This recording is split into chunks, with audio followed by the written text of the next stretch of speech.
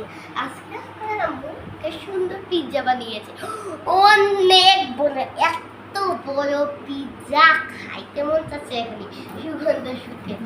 ওভেনের থেকে মনে হয় একটু সুগন্ধ আসতেছে, আমি ভালোভাবে শুকতে পারতেছি না, কারণ আমার খুব সর্দি আছে, সেজন্য আমি শুকতেই পারতেছি না, আমার অনেক ঠান্ডা লাগছে সেজন্য।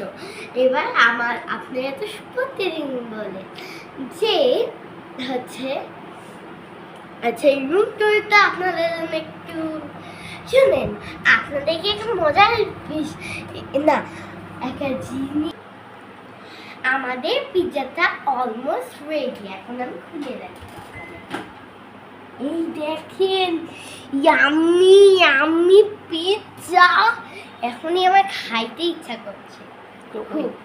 আচ্ছা, আপনি একটু আমাদের জন্য ওয়েট করেন। এখন গাইস, আমরা এখন আমাদের ইউটা অলমোস্ট রেডি, আমরা এখন আরামসে খাবো। দেখেন আমাদের পিৎজাটা কত ইয়াম্মি হয়েছে, মনে হচ্ছে যে এখনই একটা পিস নিয়ে গপ গপ করে খেয়ে নিই। আচ্ছা, টাটা গাইস, এখন আমি খেয়ে দেখাচ্ছি। ও বিসমিল্লাহ,